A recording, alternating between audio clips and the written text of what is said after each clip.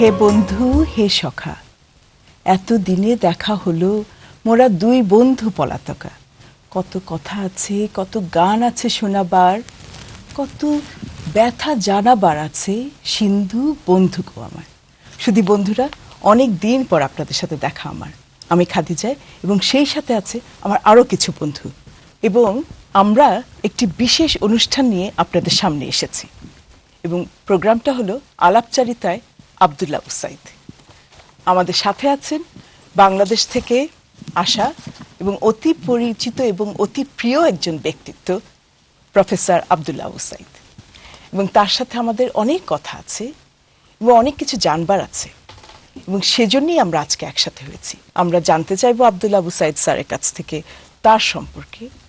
আমাদের অনেক সৌভাগ্য স্যার যে আমরা আজকে এই যুক্তরাজ্যের লন্ডনে বসে আমরা যারা আছি বাঙালি, তারা আপনার সাহচর্য পাচ্ছে এখানে। আজকে আপনার উপস্থিতি আমাদেরকে অনেক আনন্দিত করছে। আপনার কেন মনে হলো যে আপনি যে কাজগুলো করে যাচ্ছেন সেই কাজগুলোকে লেখনীতে আনা দরকার? কাজ তো মানুষ করেই, এবং যখন কেউ কাজ করে তখন সাধারণত অন্যেরা তা নিয়ে লেখে। কিন্তু আমি দেখলাম যে আমাকে নিয়ে কেউ লিখছে না, তো তখন ভাবলাম নিজেই লিখি। আগে ছেলেবেলায় শুনতাম, সেই পুরনো উপন্যাসের মধ্যে থাকতো যে বনমালী বাবু নিজের রসিকতায় নিজেই হাসিতে লাগিলেন। তো এখন যখন আর কেউ লেখে না তখন আমিই লিখিতে লাগিলাম। তো খুব যে বেশি লিখেছি তা না, খুবই সামান্য লিখেছি, এবং যা লিখেছি তা যে শুধু আমার কাজ নিয়ে লিখেছি তা না, এছাড়াও কিন্তু নানান বিষয় নিয়ে ছোটখাটো লেখা অনেক আছে। আপনার লেখনীগুলো সম্পর্কে একটু জানতে চাইবো, কতগুলো প্রকাশনা আছে আপনার? আমি খুবই কম লিখেছি, কারণ লেখার কোনো সময় আমার জীবনে আমি প্রায় পাইনি, কারণ এত বাস্তব, এত স্থূল কাজ নিয়ে ব্যস্ত থাকতে হয়েছে অনেক অত্যন্ত সুন্দর কিছুর জন্য। কিন্তু সেই কাজটা করতে গিয়ে যে পথ দিয়ে হাঁটতে হয়, কিন্তু সেই পথটা বড় নিষ্ঠুর এবং রক্তাক্ত। তো সেই সব কাজ করতে গিয়ে ঠিক লেখাটা হয়নি, আমি করতে পারিনি। আমি খুবই চেষ্টা করেছি। আমার বই এখন 30টা, তাছাড়াও এমনি আরো অন্যান্য সম্পাদনা করা বই টই মিলে হয়তো গোটা 45 হবে। কিন্তু নিজের বই আরো অনেক বেশি থাকলে খুব খুশি হতাম, কারণ মাথার মধ্যে হাজার হাজার কথা নিয়ে এখন মরে যেতে হবে, এই কষ্টটা আমি সহ্য করতে পারছি। কিন্তু আমার মনে হয় কোয়ান্টিটির বিষয়টার দিকে আমরা যদি না যে কোয়ালিটির দিকে দেখি খাদিজা, না যে আমাদের, তাহলে মনে হবে না যে এই 30টি বই বা এই 45টি বই খুব নগণ্য সংখ্যক। না, কোয়ান্টিটিও কিন্তু একটা কোয়ালিটি। কেমন? যেমন রবীন্দ্রনাথ, উনি যা লিখেছেন তার যদি 25 ভাগের 1 ভাগ লিখতেন, নিশ্চয়ই এই রবীন্দ্রনাথ হতেন না, তাই না? খুব ভালো লিখতেন, হয়তো অনেক ভালো লেখা থাকতো তার মধ্যে, কিন্তু এই রবীন্দ্রনাথ হতেন না। সুতরাং আমি মনে করি যে একজন মানুষকে যার লেখক হতে হবে, তাকে লেখক জীবন যাপন করতে হয়, লিখতে হয়, লেখা পত্রপত্রিকা প্রকাশ করতে হয়, বই বের করতে হয়, তারপরে সেই বই প্রকাশনা উৎসব করতে হয়, লেখক বন্ধু বান্ধব থাকতে হয়, সেই সব আলোচনা করাতে হয়। এটা একটা লেখকের একটা জীবন দরকার। কিন্তু আমি তো ছিলাম সবসময় একজন শ্রমিক। আপনি বলছিলেন যে আপনি বিভিন্ন কাজে ব্যস্ত ছিলেন, তার মধ্যে নিশ্চয় একটা বিরাট অংশ বিশ্ব সাহিত্য কেন্দ্রের জন্য আপনি সময়টা বাড়িয়েছেন। মঞ্জুরের একটা প্রশ্ন আছে। আমি আপনার লেখা থেকেই বলছি স্যার। একটা জায়গায় আপনি বলেছেন যে কেন্দ্রের দরজায় কার আশায় এই শীতে একা প্রতীক্ষা করে চলেছ মৃত্যুময়। আমি বসে আছি একজন রাজার জন্যে, কিন্তু তার পদপাত এখনো অনিশ্চিত। যাত্রা হয়তো উদ্ধত, কিন্তু বিঘ্নিত এখনো প্রত্যয়ের বিভ্রান্তিতে। এই বিভ্রান্তি সবকিছু কাটিয়ে কি রাজা এসছে? না, রাজা তো আসে না, রাজা তো আসতে থাকে, তাই না? রাজা তো একটা স্বপ্নের নাম। হ্যাঁ, চলমানতা মানে, কিন্তু যে জিনিসটা হয় বিভ্রান্তি। আচ্ছা, আমি আজকে বাংলাদেশের দিকে তাকিয়ে দেখি প্রায় প্রতিটা মানুষ হতাশ।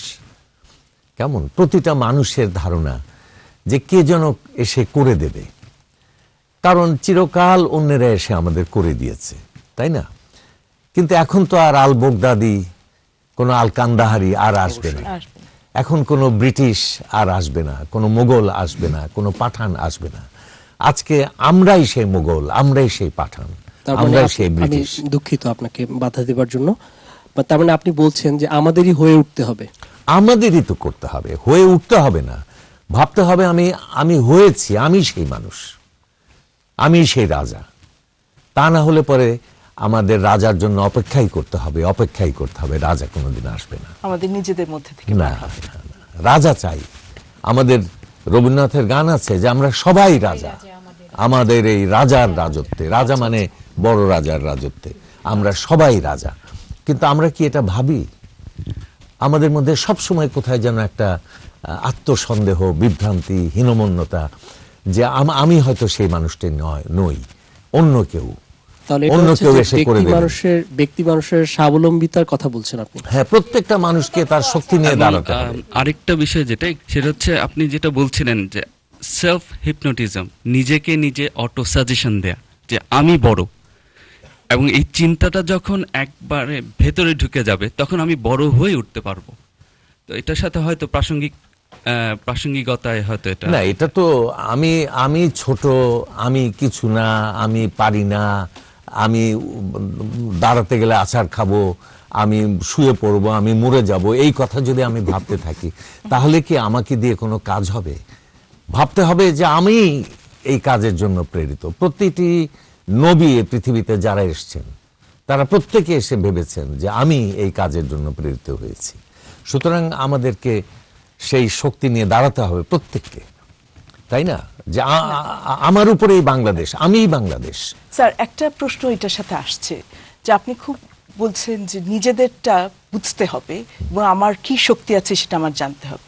মাঝে মাঝে আমরা কি এভাবে বড় হইনি বাংলাদেশে যে নিজের কথা নিজেরা বলছো, মানে এটা কি বিনয়ী হচ্ছে অথবা আমাদের বাবা অহংকার হচ্ছে, এরকম একটা কোশ্চেন না, আমাদের মধ্যে আসে না?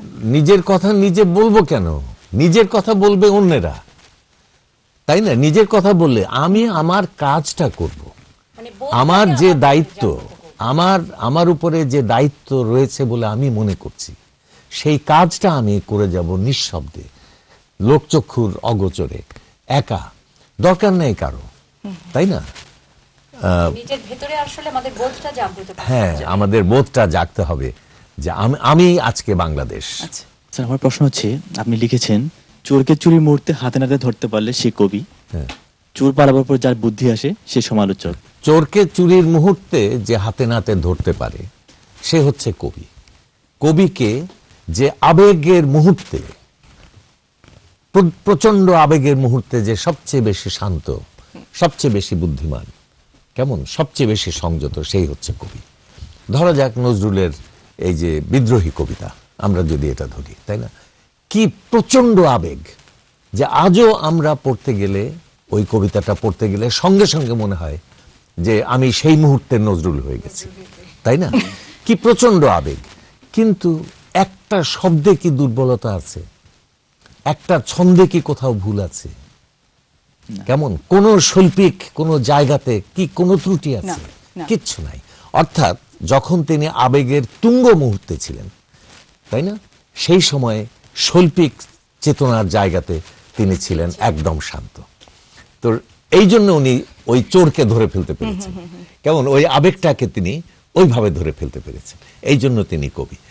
যারা সেটা পারেন না, কেমন, যারা সেটা পারেন না, যাদের ওই চোরটা পালিয়ে যায়, তারপরে উনি ভাবতে বসেন আরে কিভাবে পালালো, কি হলো না হলো, তাকে সমালোচক হতে হয়। এই জন্য সমালোচক গদ্য লেখক, আর চোর হচ্ছে। বিপুলের প্রশ্নটা ছিল আপনি কে?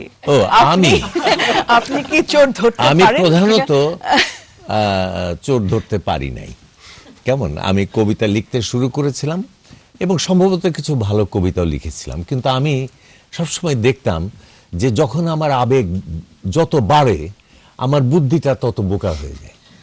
তখন আমি বুঝলাম যে আমি কবি না, কারণ কবিদের আবেগ যত বাড়বে বুদ্ধিও তত বাড়বে।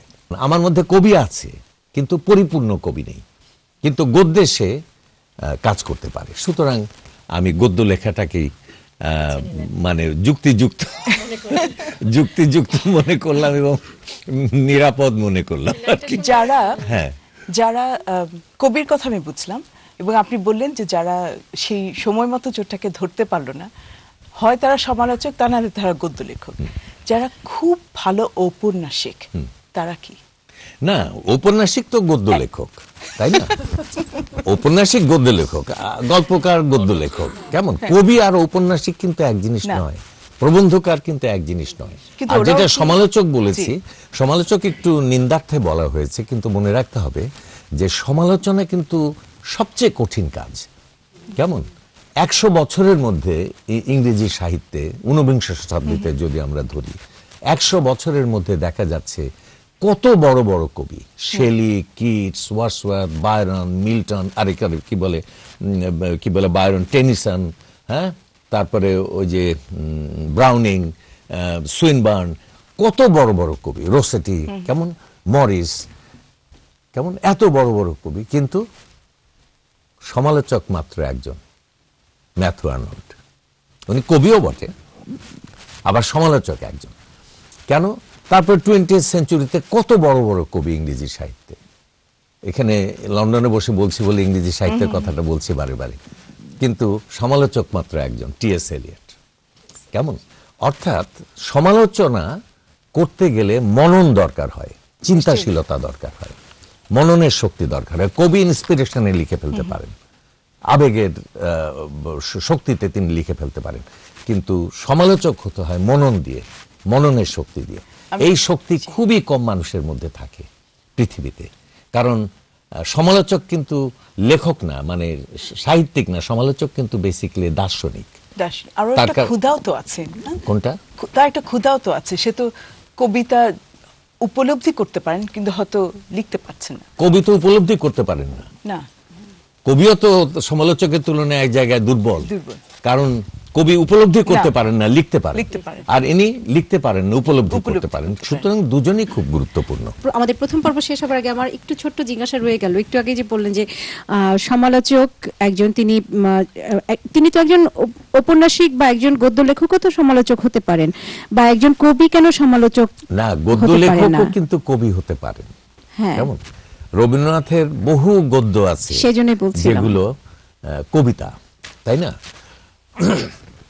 এবং বুদ্ধদেব বসু একটা অসাধারণ কথা বলেছেন, এই কথা দিয়ে আমি শেষ করি, যে রবীন্দ্রনাথ তো অনেক প্রবন্ধ লিখেছেন, প্রবন্ধ তো প্রবন্ধই, প্রবন্ধ তো গদ্য, প্রবন্ধ তো কাঠখোট্টা জিনিস, কিন্তু তিনি বলছেন যে রবীন্দ্রনাথের যদি এমন কোনো একটা বিপর্যয় হয়ে যায়, উপপ্লব হয়ে যায়, পৃথিবী ওলটপালট হয়ে যায় এবং সমস্ত কিছু রবীন্দ্রনাথের লেখা হারিয়ে যায়, তার গান হারিয়ে যায়, তার কবিতা হারিয়ে যায়, তার গল্প হারিয়ে যায়, তার উপন্যাস হারিয়ে যায়, সব হারিয়ে চলে গেল, শুধু যদি তার প্রবন্ধগুলো পাওয়া যায়, তবু এই প্রবন্ধ পড়েই মানুষ বলতে পারবে যে রবীন্দ্রনাথ একজন মহাকবির নাম।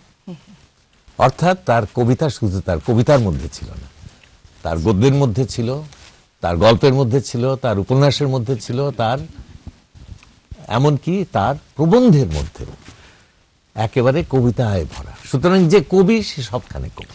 আমরা কাজ শুনলাম, সাহিত্য শুনলাম, কিন্তু সাহিত্যের অনুপ্রেরণা, প্রেম, জীবনের কত অংশ থাকে, তাই না? এর পেছনে কি আছে? এর পেছনে কি? কোন শক্তি আপনাকে এভাবে অনুপ্রেরণা জুগিয়ে যাচ্ছে? সেটা যে সব সময় যে প্রেমের শক্তি অনুপ্রেরণার একমাত্র কারণ তা না, অনেক সময় বেদনার শক্তি, অনেক সময় বিশ্বাসের শক্তি। তবে বেদনাই হোক, বিশ্বাসী হোক, সবকিছুই কিন্তু শেষ পর্যন্ত প্রেম। এটা ছাড়া হয় না।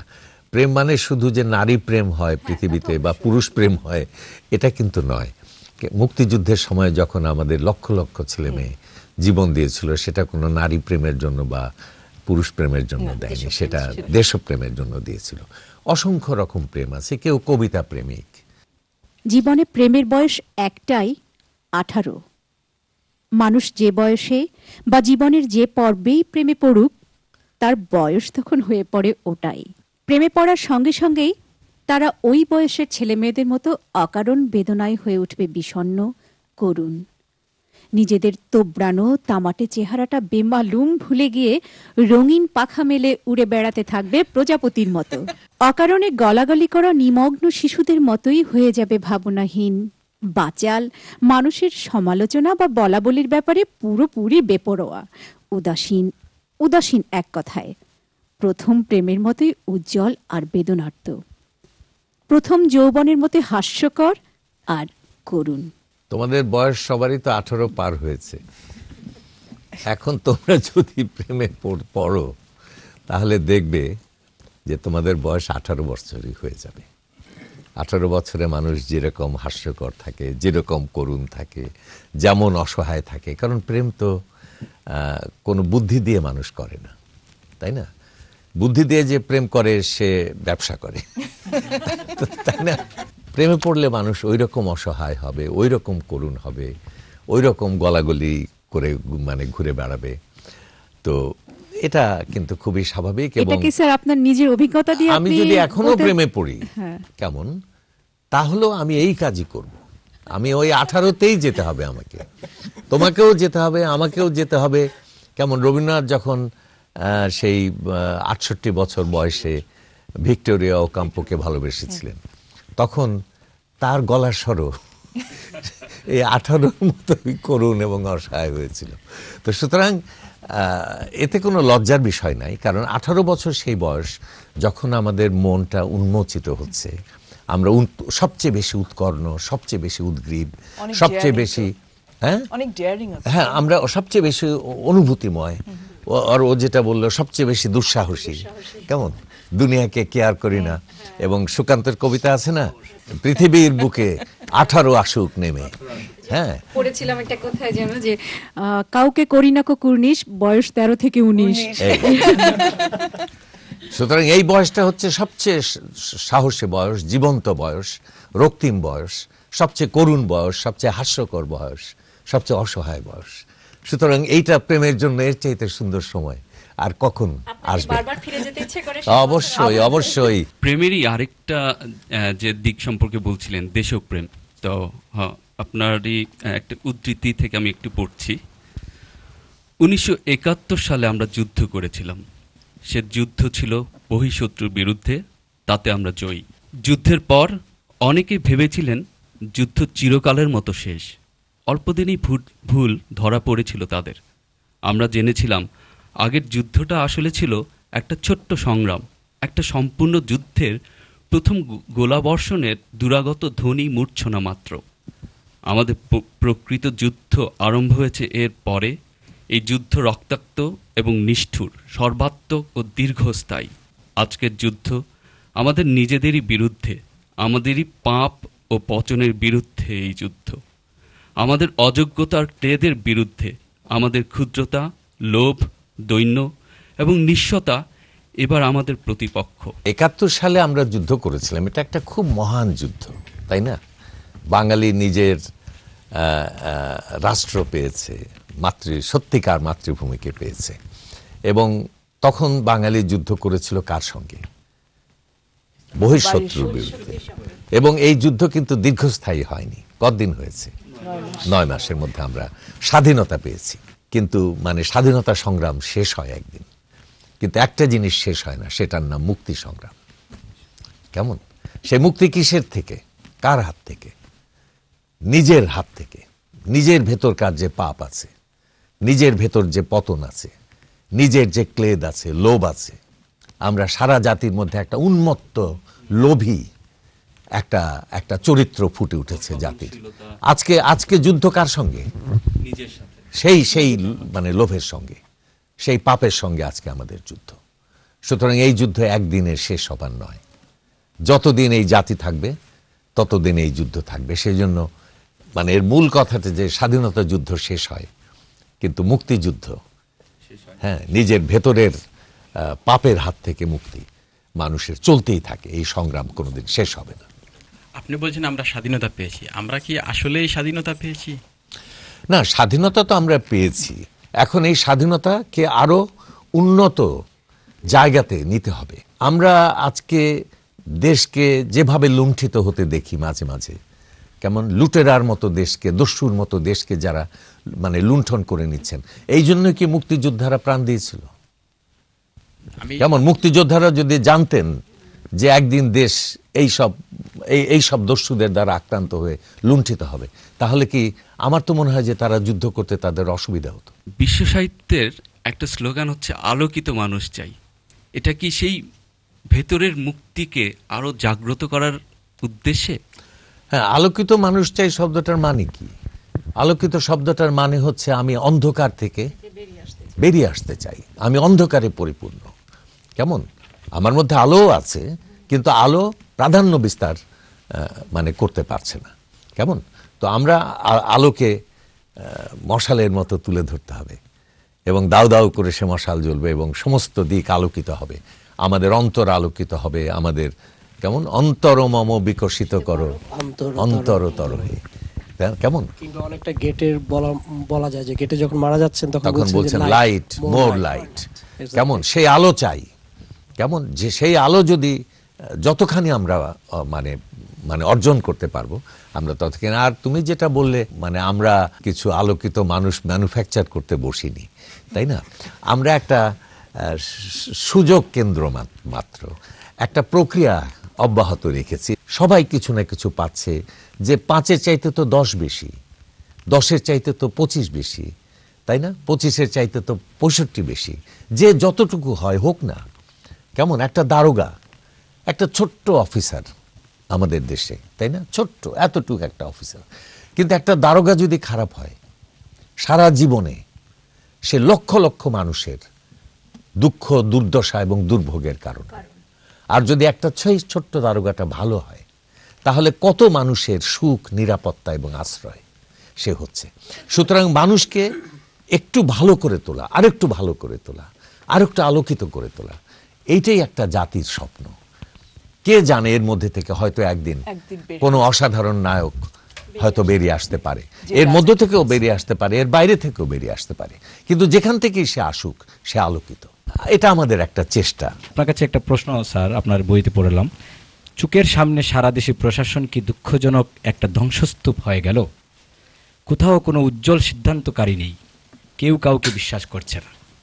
আতঙ্কিত সামরিক, একনায়কতন্ত্র, নিজের রক্তঘাতী নকরগুলো ছাড়া কাকেই বা বিশ্বাস করবে?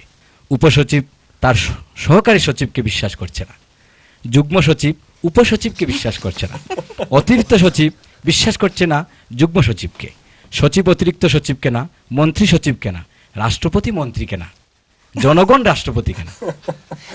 এটা কিভাবে স্যার? তখন এরশাদের আমল ছিল, এবং জনগণ রাষ্ট্রপতিকে বিশ্বাস করছে না, এটা তো সত্য কথা। সেটা কি এখনো তাই না? হ্যাঁ, এখনো হয়তো তাই, হয়তো কিছুটা তাই, কিছুটা তা নয়, কিন্তু সেই সময় অন্তত এটা ছিল যে যেহেতু জনগণ রাষ্ট্রপতিকে বিশ্বাস করছে না, সুতরাং কেউ কাউকে বিশ্বাস করছে না।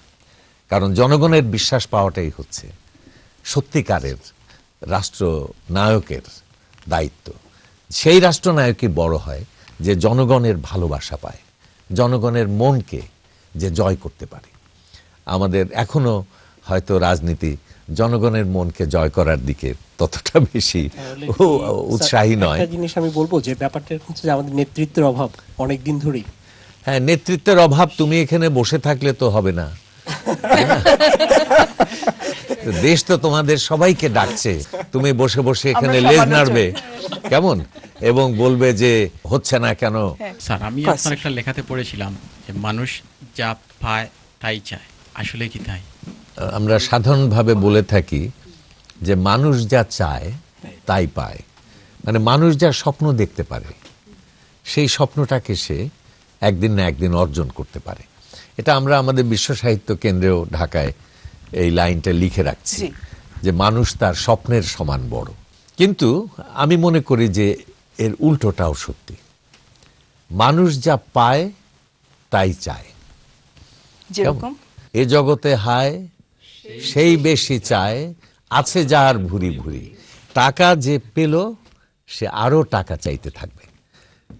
কেমন যে কবিতা ভালো লিখলো সে আরো ভালো কবিতা লিখতে চেষ্টা করবে, যে ভালো গান গাইলো সে আরো ভালো গান গাইতে চেষ্টা করবে। সুতরাং যে পায় সেই চায়।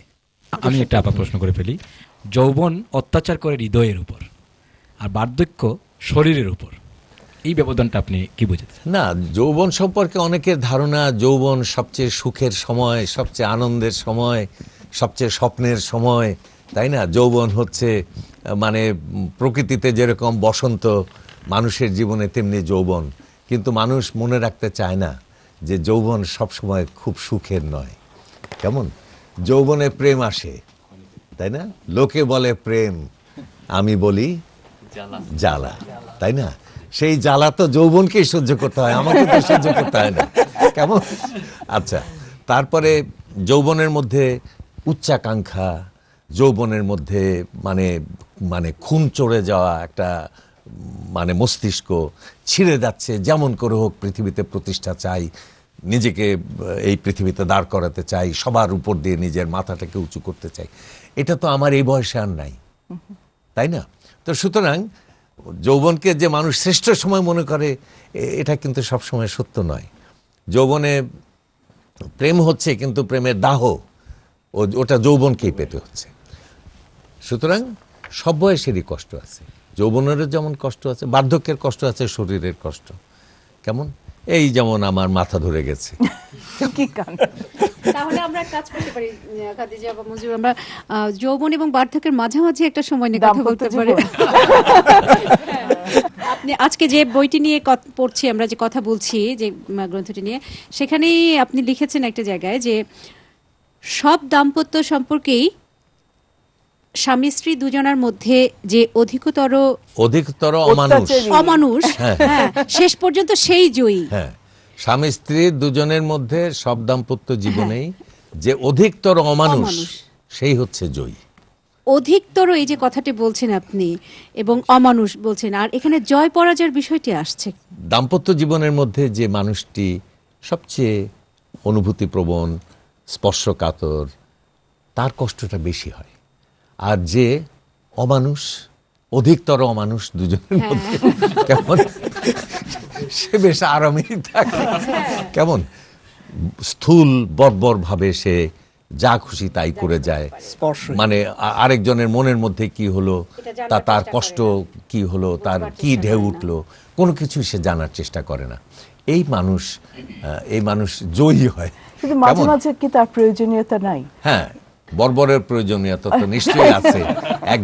একজন মানুষ যে খুবই অনুভূতিময়, হ্যাঁ, কিন্তু সে তো আপনাকে টেনে ধরে রাখছে। কে?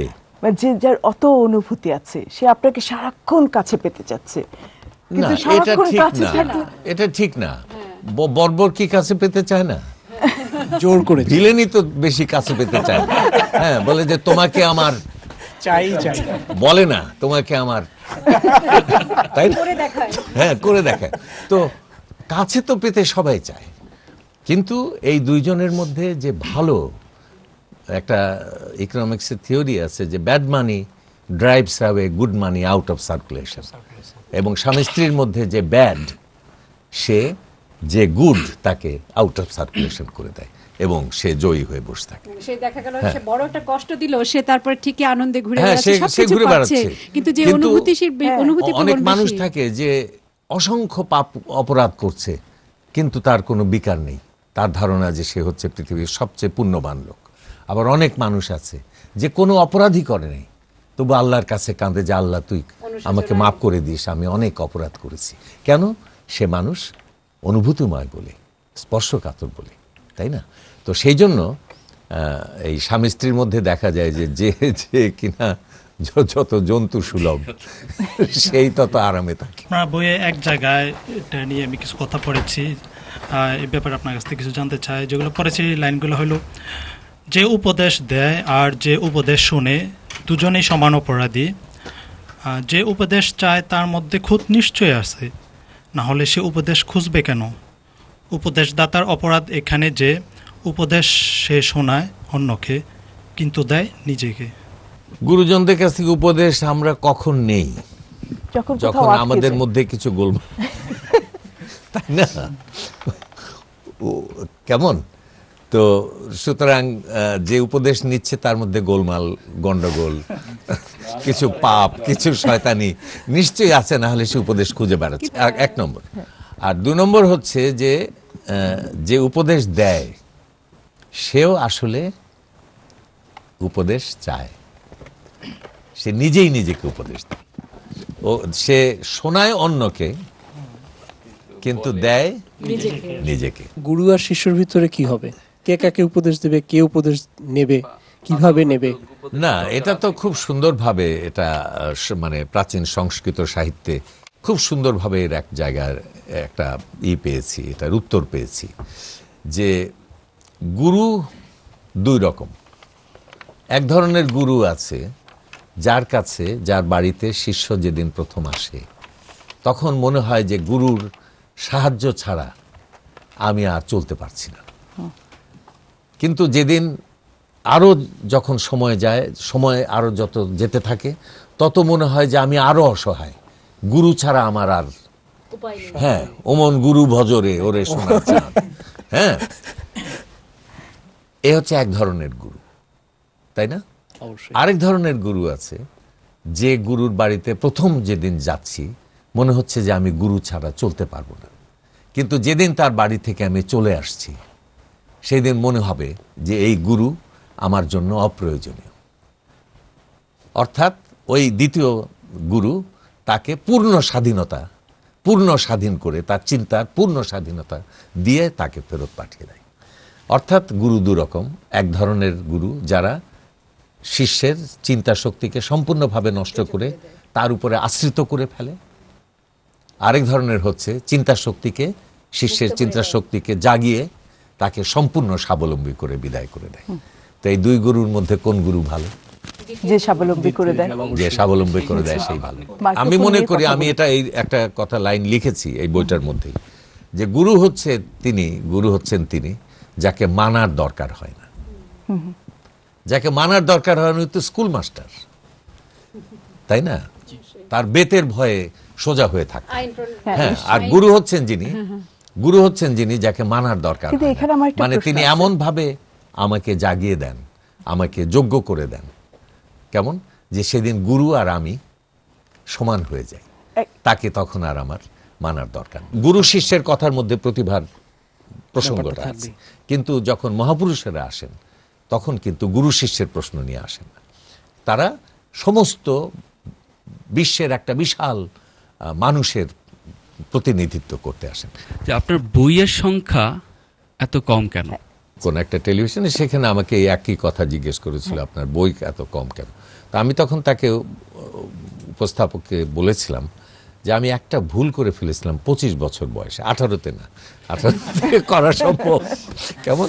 সেই ভুলটা হচ্ছে যে আমি তখন যদি ধরে নিতাম যে দিন 22 ঘন্টার, যা কিছু শেষ করতে হবে 22 ঘন্টায়, আর 2 ঘন্টা হচ্ছে আমার লেখার, 2 ঘন্টায় আমি লিখব, তাহলে পরে এতদিনে আমার 150 থেকে 200 বই থাকতো। তো সেই ভুল তো একবার হয়ে গেলে আর কিছু করার থাকে না। ধন্যবাদ আব্দুল আবু সাইদ স্যারকে এবং ধন্যবাদ সবাইকে। ধন্যবাদ।